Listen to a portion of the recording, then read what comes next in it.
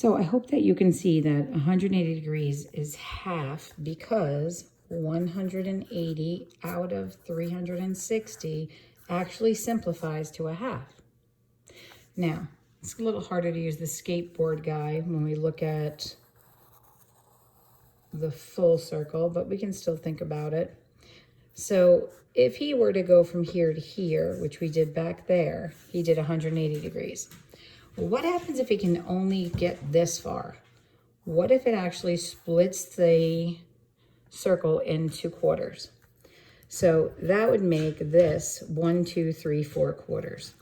If you take the 360 degrees and you divide it by 4, that makes each one of these central angles here have 90 degrees. So if you do 90 over 360, you're going to see that a 90 degree is a quarter of a circle. Okay, so we're going to use this information right now and apply it to each one of these types of problems that we see. The area in this case will actually be considerably easier than perimeter, and you'll see why. And I'm actually going to ask you to think about why I've just explained to you that with circles, we call it circumference. But in today's problems, when we're working on them, they're going to get referenced as perimeter, and there is a reason why. So I want you to think about that as we move through some of these problems, and then at the end, we'll discuss why that is. All right, so here we go. Favorite program ever, IXL. But actually, Delta doesn't have a really nice program for this, and I think this is so important for you to understand. So basically what they're going to do is they're going to give you partials of circles. So you can look at the half, or you can look at a quarter, and shortly we'll look at 3/4. I just don't want to come out too much with that at this moment, but we'll look at it in a couple of minutes. So what you want to do is gather the information that you have. So first and foremost, if you're given a diameter, you should always process that radius. And if they give you a radius, you should always process that diameter. It's just one of the really good things that you can do. So first, let's see what they're giving us. They're giving us a circle, a semicircle. So that's half of a circle with 1 foot of a radius. Okay, so the first thing that you would do would say, my radius is 1. I like the next thing you'd think about is to say, then the diameter is 2. So once those two things are down, now it's just a matter of figuring out what you need. In the beginning of the programs, you know, they start off nice and easy, but then they start to switch it up on you a little bit. So if you want to just get comfortable, whenever you're given radius, find diameter. Whenever you're given diameter, find radius. Really quick, it's always going to be helpful. Now they're asking you, what is the semicircle's area? So this is actually half of a circle. If we were to continue this rotation and it went all the way around there, then we know the area of that circle. So let's take a look. We know area circle is pi r squared. Now, do we have enough information? Did they give us the radius, or were we able to find it? Yes, we are. Remember, guys, always use parentheses when you are substituting in. Pi is a constant. Pi is also irrational. And pi is not 3.14. Pi sometimes uses an approximation because that's in its hundredths. So for a real life application, or for some of your basic problems that you do with math, you will use 3.14 as a approximation. I like it best actually when we keep it in terms of pi, because that's when it's most exact. I think at your level, you should always be using pi in the calculator and rounding it, but not every program will have you do it the same. They all become pretty close. It's just super important that you understand that 3.14 is a terminating decimal. That's a rational number. That can be written as 314 over 100. That's rational. Pi is always irrational. So I don't mind that you think 3.14 is an approximation for pi, but I don't want you to think that 3.14 is actually pi. That is not true. Having said that, they want us to use 3.14. So now I'm going to come on over here and use it as an approximation. And remember, if we do happen to use our pi key, we would write the entire calculator display and round when we are finally done, okay? Order of operations means square this first. 1 times 1 is 1, and 1 times 3.14 is 3.14. And notice they put the square feet in there for you, which I kind of wish they didn't do because kids often forget to do it. And then they really aren't understanding that they're measuring in square units, but I didn't make the program, so I'll just go with it. Okay, now that would be the answer right now for the whole circle. And hopefully somebody was thinking when I was typing that in, wondering why is she doing that? Because look, that would be if they had the whole circle. This formula is for the entire whole circle. But I only have half. So what do you think we should do? Hopefully you just said divide it by 2 or multiply it by a half. I like multiplying it by a half more. I think it's the higher level learning that you need to get used to. So we're going to go back to our calculator here. Your calculator might be slightly different than mine. And you could do it either way. 3.14 divided by 2 or multiply by half. You get 1.57. Now, should this happen and you get it wrong, please don't just go and click and try another one blindly. Like, take a minute and try and look and see that whatever mistakes you may have made, okay? Okay, so, ooh, look at this one. This one looks fun. All right, so what do we have here? First off, we've got the radius. They're telling us it's 2. So like I explained to you before, as soon as you have radius, the next thing you should think is diameter, just to have it in case they ask for circumference, okay? For some of you, if you would rather just, hold off until you need it, that's fine. You can do that too. All right, so this is a quarter circle, which means if it went all the way around, it would be 360 degrees, but it stopped. This would have been 180. It stopped halfway. That's a 90-degree central angle right there, okay? Now, this is area again, so area is going to be kind of nice. But this time I'm going to set you up a little bit earlier, all right? So let's take what we know. We know the area is pi r squared. We also know that's for the whole circle. I only have a quarter of a whole circle. So isn't that kind of cool that I can put that in there now? And that's what I would really like you to do. Like, this is your higher order understanding. Yes, certainly, you could calculate this and divide it by 4. But you're bridging over into 8th grade, some of you into like really heavy algebra topics, and you should recognize that multiplying by a quarter is the same as dividing by 4. So once again, they want us to use 3.14 for pi, okay? Is 3.14 pi? I hope you're saying no. All right, here we go. So we're coming back here.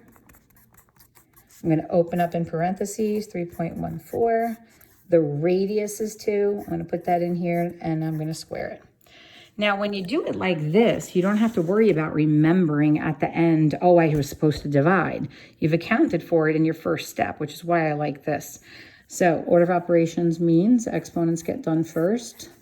Now watch this. This is where your commutative property comes into play, which is kind of nice. You can multiply in any order. So if you do 1/4 of 4, that's 1. Done. So now I have 3.14 square units, right? Again, the program puts it in there. But if you are not working in a computer-based program and you forgot to write that, you would be incorrect. All right. So here we do. Now, this is actually one I'm excited to show you. Okay, so this is what we really need to focus on because I think the area problems are going to be your easiest ones. I think the perimeter problems might pose the most challenge. So this is a quarter circle again, which is great. We already kind of know what to do there. They're giving us a radius of 3. So we're going to write that down right away. And if the radius is 3, we know our diameter is 6. Okay, now let's go see what they want. We have a quarter of a circle, and they want the circle's perimeter. Now, we know, look at that right there. They're giving that radius, right? So we know this is 3. We know this is 3. Yes? And this is actually the quarter piece of the circumference. If this circle was all the way around like this, these two segments would have nothing to do with it. The circumference would be the distance around the circle. we will only have a quarter of it. So let's do that. So we're going to take pi d, and we're going to take a quarter of it, right? So let's kind of do a little sketch over here. So I don't keep making you dizzy going back and forth. Okay. So they're telling you that this radius right here is 3 millimeters, which means this radius is 3 millimeters. And I know it's not a great drawing, I apologize. I will try and make it look a little bit better. Okay, so not really, but I tried. Okay, so what I'm trying to show you here is when you go from here to here, that is actually 1/4 of the circumference. The reason that they're using this word perimeter is because there's a little more involved here. If we start right here and we go to there, that is 1/4 of the circumference. But we have to go this distance up to the center of the circle, and then we have to do this radius too. So that's why they're not referencing it as a skill. They're not saying area and circumference of semicircles and quarter circles. They're basically saying perimeter because we've got line segments in here, okay? So what we have to do here is, once we find what this guy is, we've got to add in these two segments that divide up that circle. So we're going to do the circumference first. The diameter is 6, okay? So let's find out what that is. So we have 1/4. They want us to use 3.14 again, times the 6. Super important, you make sure you use the right formula, okay? So we have 3.14 times 6 times 1/4. And I have 4.71. So that means from here to here is 4.71 plus 3 plus 3. So that would be the 2 radii that help define that quarter circle. Now, I'm just going to make sure I have this correct. So 3.14 times 6 times 1/4. All right, and I'm going to add 6. And it looks like it will be the whole perimeter of this thing. The whole perimeter now will be 10.71. So let's just look at this one more time for people who like to see things a couple of times, all right? If this wasn't here at all, and it was just that little part of the circle, right, where my finger is guiding, that would be your circumference. But they want the perimeter of the quarter circle. So you need the defining segments. You need this guy and this guy added in there as well. So you're going to have 3 here, because this is also a radius, that's 3. So you have 3 and 3 is 6. And then you did 1/4 of that circumference formula. And you knew the diameter because we figured that out from what they gave us. This would not be in square units because we only measure area in square units, okay? So we're going to pop this guy in right now. Oh, he's not popping in. Hold on a second. 10.71. Okay. And as we move through this will be the last one we do together, and then I'm going to throw you into practicing.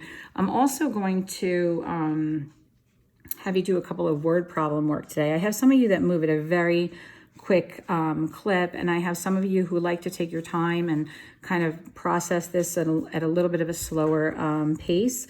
We're all going to get to word problems, but I think if you end up doing less than 40 minutes of math tomorrow, I'm going to have you jump on and get a little bit of extra practice in with some word-based problems. So I'll show you that, and then we'll wrap up this video. Right now, this problem here is they're telling you the radius is 1. Now, this one's kind of cool and clever because you have to remember that this thing is going to swing. So that's going to swing this way, and it's going to swing that way. So we're going to have to use that radius to help us figure out what this diameter is. Now, if I told you in a problem that the radius was 1, you would know diameter is 2 just because you know it's doubled. But look at the actual blue line. If the blue line were to swing, it would lay right here. And if you went left, it would swing right down here. Literally go like this. Boom. poof, like that. So that's where it would be. So up from here to here would be 1, and from here to here would be 1, so the entire diameter would be 2. Okay, so let's take a look at this one. And again, they're looking for perimeter, so we know we're not using our area formula, okay? So let's take a peek. We have our radius, which is 1. The diameter I know is 2. They want us to find the semicircle's perimeter. All right, so let's just do a little sketch. Sketches are always good. All right.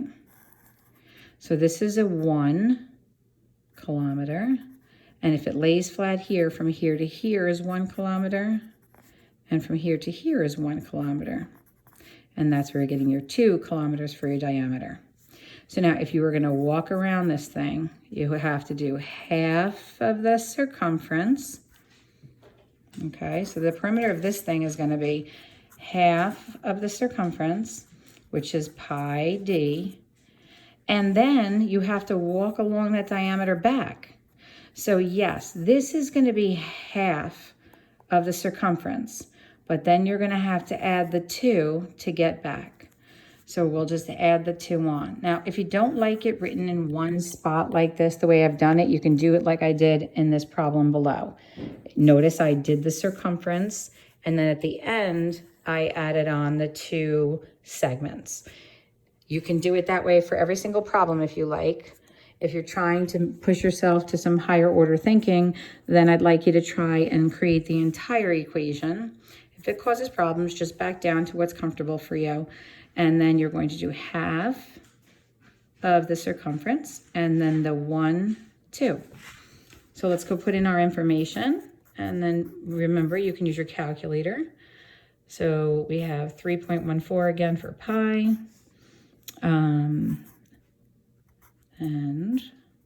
we'll add that 2 in afterwards. Now, order of operations, you have to, this is actually kind of easy, do multiplication first, but half of 2 is 1. Commutative property says I can do it in any order, right? And then 3.14 plus 2 is 5.14. Not square units because it's distance, okay? We only measure area in square units. All right. And there you go. So obviously what's going to start happening once you get past 60 is they're going to give you no pictures. You'll do more sketching, which is a really good skill to learn. And if you pay attention here, guys, like take your time with this. I mean, it took me 17 minutes to talk through it with you. It should probably take about, maybe 9 minutes of you working on your own. But I did 4 problems and my SMART score is already up to 60. I would encourage you, if you are a student who is looking to take advanced classes, I would like to see you push yourself to 100. If you are a student who spent a lot of time and you're just breaking off into the 80s, then you know that you can take your stop there, and maybe another day or another time you can push yourself a little bit further. Find your comfort level. You should be watching this video, which by the time I'm done talking will be a 20-minute video. And then you should have about 40 minutes of practice in.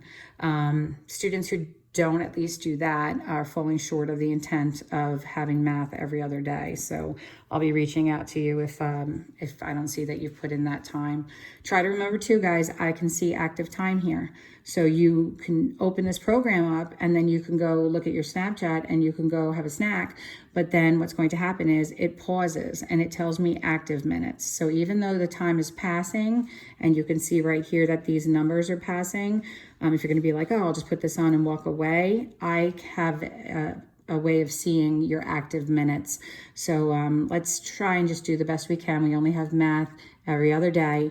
I'm trying to do the best I can to make sure that it makes sense for you. So you should reach out to me on email. I'll also talk you through anything on Skype tomorrow. So make sure that you look there as well. I usually open up Skype around like noon. I'm answering emails and trying to help kids figure out where they're going in the first part of the day.